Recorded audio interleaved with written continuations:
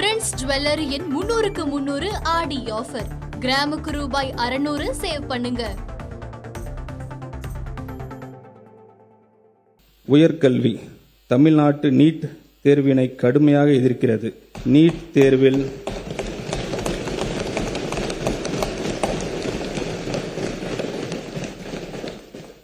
தேர்வில் தேசிய அளவில் நடைபெற்று பல்வேறு குளறுபடிகள் மற்றும் வினைத்தாள் கசிவு ஆகியவை எதிர்கால தலைமுறையினை உயர்கல்வி வாய்ப்பினை பெரிதும் பாதிக்கின்றன.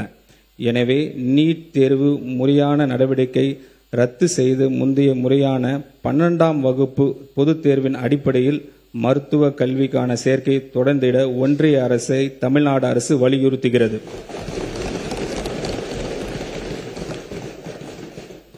கல்லூரியில் பயிலும் மாணவர்களுக்கு மடிக்கணினி என்பது ஒரு அவசியமான தகவல் தொழில்நுட்பம் சாதனமாக உள்ளது. நாளுக்கு நாள் மேம்பட்டு வரும் இன்றைய தகவல் தொழில்நுட்ப உலகில் தங்கள் தொழில்நுட்ப அறிவை வளர்த்து கொள்ளவும் திறன் மேம்பாட்டு பயிற்சியினை பெற்றுக்கொள்ளவும் சிறப்பான வழியில் தங்கள் நேரத்தினை பயன்படுத்துவதற்கும் மாணவர்களுக்கு மடிக்கணினி மிகவும் பயனுள்ளதாக இருக்கும். இதனை உணர்ந்த நமது அரசு கல்லூரி மாணவர்களுக்கான வெற்றி மடிக்கணினி திட்டத்தை செயல்படுத்தும்.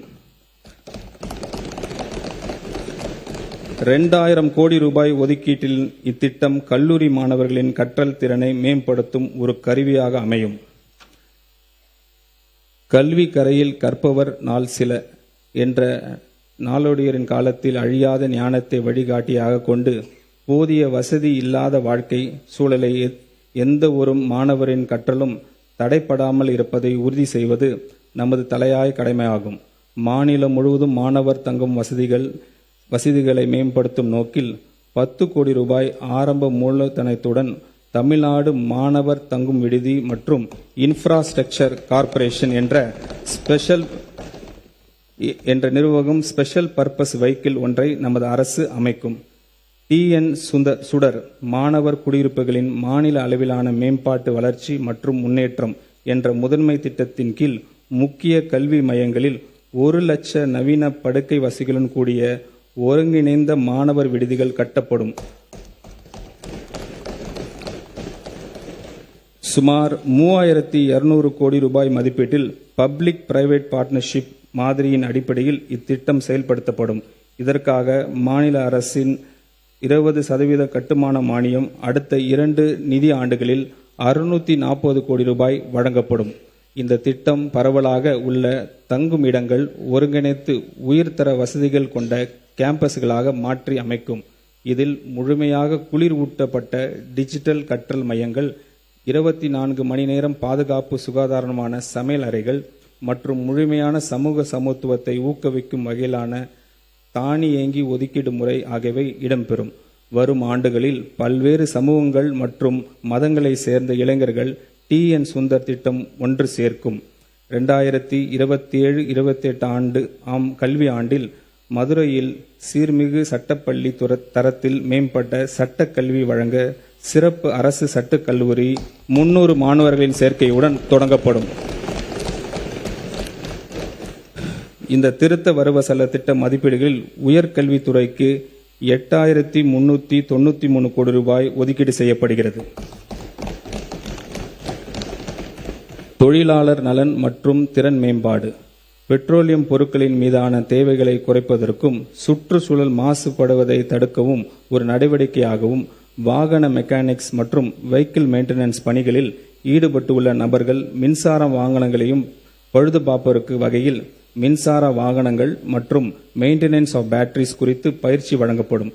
அடுத்த 5 ஆண்டு காலத்தில் 12500 வெஹிக்கிள் மெக்கானிக்ஸ் உட்பட மொத்தம் 22,500 நபர்கள் இத்திட்டத்தின் வாயிலாக பயனடைவர்.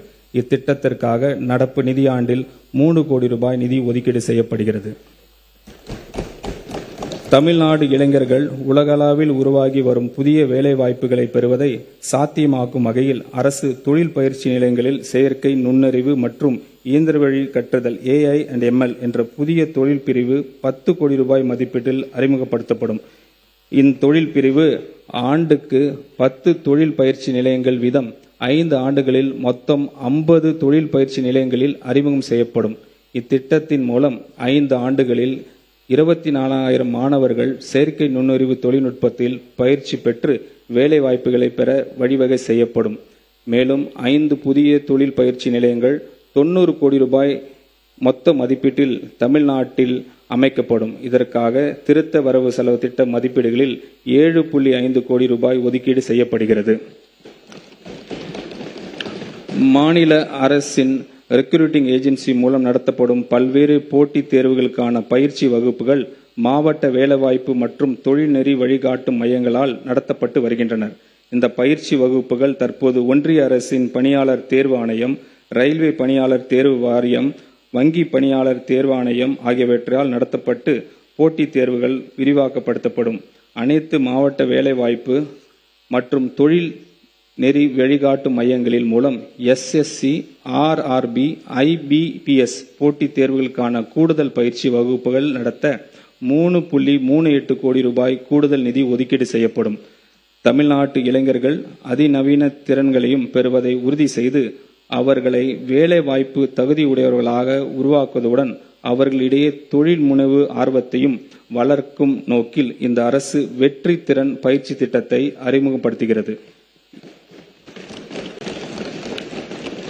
இத்திட்டத்தின் கீழ் நடப்பாண்டில் 12 லட்சம் கல்லூரி மாணவர்களுக்கு 1 லட்சம் வேலையில்லாத இளைஞர்களுக்கு தொழில்துறை தேவைக்கு ஏற்ப திறன் பயிற்சிகள் வழங்கப்படும். மேலும் அரசு மற்றும் தனியார் தொழில் நிறுவனங்களுடன் இணைந்து முதற்கட்டமாக 20,000 இளைஞர்களுக்கு பணியிட பயிற்சி வழங்கப்படும். இந்த பணியிட பயிற்சி காலத்தில் பட்டதாரிகளுக்கு தொழிற்கல்வி தகுதி பெற்றவர்களும் மாத உதவித்தொகை வழங்கப்படும். நிரந்தர வேலைவாய்ப்பு இல்லாத குடும்பங்களை சார்ந்த இளைஞர்களுக்கு இத்திட்டத்தின் முன்னுரிமை வழங்கப்படும். இத்திட்டத்தின் செயல்படுத்துவதற்காக 150 கோடி ரூபாய் நிதி ஒதுக்கீடு செய்யப்படுகிறது. செயற்கை நுண்ணறிவு எதிர்கால பொருளாதார வளர்ச்சியும் டெக்னாலஜி இனோவேஷனுக்கு முக்கிய சக்தியாக இந்த டிஜிட்டல் மாற்றத்தில் தமிழ்நாட்டை முன் அணியில் நிலைநிறுத்திட நமது அரசு உறுதி பூண்டுள்ளது. இந்த தொழில்நுட்ப புரட்சியின் முதன்மை பயனாளிகளாக நமது இளைஞர்கள் இருப்பதை உறுதி செய்யும் வகையில் AI இண்டஸ்ட்ரி டெவலப்மெண்ட் புரோகிராம் தொடங்கப்படும் என்பதை நான் இங்கு மகிழ்ச்சியுடன் தெரிவித்துக் கொள்கிறேன். இத்திட்டத்தின் கீழ் உயர்கல்வியின் பல்வேறு நிலைகளுக்கு ஏற்ப தனித்துவமான செயற்கை நுண்ணறிவு பாடத்திட்டங்களை வடிவமைக்க கல்வியாளர்கள் மற்றும் தொழில்துறை முன்னோடிகள் கொண்ட நிபுணர் குழு ஒன்று அமைக்கப்படும். IIT மெட்ராஸ் உள்ளிட்ட நாட்டின் முன் அணி எஜுகேஷனல் இன்ஸ்டிடியூஷனின் நோக்கம் சார்ந்த உலக தரத்திலான நவீன பயிற்சி உள்கட்டமைப்புகளையும் பயன்படுத்தி 2031ஆம் ஆண்டுக்குள் பொறியியல் கல்லூரிகள், பாலிடெக்னிக் கல்லூரிகள் மற்றும் தொழில் பயிற்சி நிலையங்களில் பயிலும் 5 லட்சம் இளைஞர்களுக்கு செயற்கை நுண்ணறிவு திறன் பயிற்சி அளித்து உலக தரத்திலான ஆற்றல் மிக்க மனிதவளத்தை உருவாக்க நமது அரசு இலக்கு வைத்திருக்கிறது. AI ரோபோட்டிக்ஸ் மற்றும் பிற வளர்ந்து வரும் தொழில்நுட்பங்கள் உலக மாற்றி அமைத்து வரும் சூழலில் இந்த தொலைநோக்க பார்வையை செயல்படுத்தும் விதமாக செயற்கை AI ரோபோட்டிக்ஸ் வெப் டூல்ஸ் குறித்து அறிவுக்கான தமிழ்நாட்டு பள்ளி திட்டம் தமிழ்நாடு ஸ்பார்க் எக்ஸ்டெண்டட் செய்யப்பட்டுள்ளது. இத்திட்டம் தற்போது உள்ள 5000 அரசு பள்ளிகளில் இருந்து கூடுதலாக 2600 பள்ளிகளுக்கு 2026-27ஆம் ஆண்டில் எக்ஸ்டெண்ட் செய்யப்படும். புதிதாக மறுசீரமைக்கப்பட்ட 3 நிலைகளை கொண்ட கட்டமைப்பின் கீழ் 6 முதல் 8ஆம் வகுப்பு வரையிலான மாணவர்களுக்கு இந்த துறை சார்ந்த அடிப்படை பாடங்கள் அறிமுகப்படுத்தப்படும். 9வது மற்றும் 10ஆம் வகுப்பு மாணவர்களுக்கு இடைநிலை அளவிலான பயிற்சியும் 11 மற்றும் 12ஆம் வகுப்பு மாணவர்களுக்கு சிறப்பு விரும்பும் பாடங்களுக்கும் வழங்கப்படும். இந்த இக்குறிக்கோள் சார்ந்த முயற்சியானது மாணவர்கள் புதியனவற்றை படைக்கவும் தலைமைத்துவ பண்பையும் வளர்த்து கொள்ளவும் குளோபல் நாலேஜ் எக்கனாமியில் தமிழ்நாட்டை நிலைப்படுத்தவும் நேரடியாக உதவும். இந்த திருத்த வரவு செலவு திட்ட மதிப்பீடுகளில் தொழிலாளர் நலன் மற்றும் திறன் மேம்பாட்டுத் துறைக்கு 2022 கோடி ரூபாய் ஒதுக்கீடு செய்யப்படுகிறது. மேலும் சிறப்பு திட்டம் செயலாக்கத்துறைக்கு 17,150 கோடி ரூபாய் நிதி ஒதுக்கீடு செய்யப்படுகிறது. மக்களின் வரி பணத்தில் இருந்து ஒரு பைசா தொடமாட்டோம், தொட விடமாட்டோம், தொட்டால் விடமாட்டோம், இதற்கு முன் தொட்டவர்களையும் விடமாட்டோம் என்பதில் உறுதியாக இருக்கும் நமது மாண்புமிகு முதலமைச்சர் என்பதில் உறுதியாக இருக்கும் நமது மாண்புமிகு முதலமைச்சரை கண்டாலே, அவரின் பெயரை கேட்டாலே ஊழல்வாதிகள் அஞ்சி நடுங்கி ஓடி ஒழிவதை நாம் நிரந்தரம் பார்த்து கொண்டுதான் இருக்கிறோம். இவ்வாறு பொது டெண்டர்ஸ் மற்றும் திட்ட அனுமதிகளில் நேர்மையான மற்றும் வெளிப்படைத்தன்மை உடைய நிர்வாகத்தின் மூலம் பல்வேறு சீர்திருத்தங்களை கொண்டு வந்துள்ள நமது அரசு நிதி ஆதாரங்கள் பெருக்குவதற்கான முன்முயற்சிகளும் எடுத்து வருகிறது. இவற்றின் ஒரு பகுதியாக மதுபான உற்பத்தி ஆலைகளுக்கான கூடுதல் சிறப்பு கட்டணத்தை அரசு அண்மையில் விதித்துள்ளது. இதன் மூலம் அரசுக்கு ஒரு ஆண்டுக்கு 1000 கோடி ரூபாய் வரை வரவு எதிர்பார்க்கப்படுகிறது.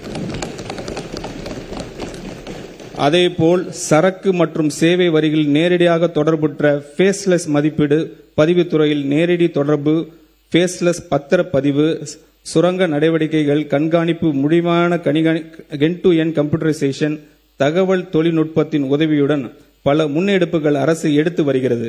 இதன் மூலம் அரசுக்கு கூடுதலாக கிடைக்கும் வருவாய் ஏறத்தாழ 15,000 கோடி ரூபாய் வரை இருக்கும் என எதிர்பார்க்கப்படுகிறது. இதன் மூலம் பல வெற்றி திட்டங்களை செயல்படுத்த முடியும். பொருளாதார வளர்ச்சியுடன் இணைந்து செல்லக்கூடிய வருவாய் வளர்ச்சி அடையவும், வருவாய் ஆதாரங்களை பெருக்கி சஸ்டைனபிலிட்டியை பராமரிக்கவும், மாநிலத்தின் வரி மற்றும் வரி அல்லாத வருவாய் அதிகரிப்பதற்கான நடவடிக்கைகள் பரிந்துரை செய்வதற்காக ஒன்றிய திட்ட ஆணையத்தின் முன்னாள் துணைத் தலைவர் திரு மோன்டெக் சிங் அல்வாலியா அவர்களின் தலைமையில் 5 உறுப்பினர்களை கொண்ட வருவாய் மேம்பாட்டு குழு ரெவென்யூ ஆகுமெண்டேஷன் கமிட்டி அரசு அண்மையில் அமைத்துள்ளது. இதன் மூலம் மாநிலத்தின் நிதி சுயேட்சை பலப்படுத்தி அதன் சமூக பொருளாதார வளர்ச்சியை கடமைகளை நிறைவேற்ற தேவையான நிதி ஆதாரங்களை உருவாக்குவதே அரசின் நோக்கமாகும்.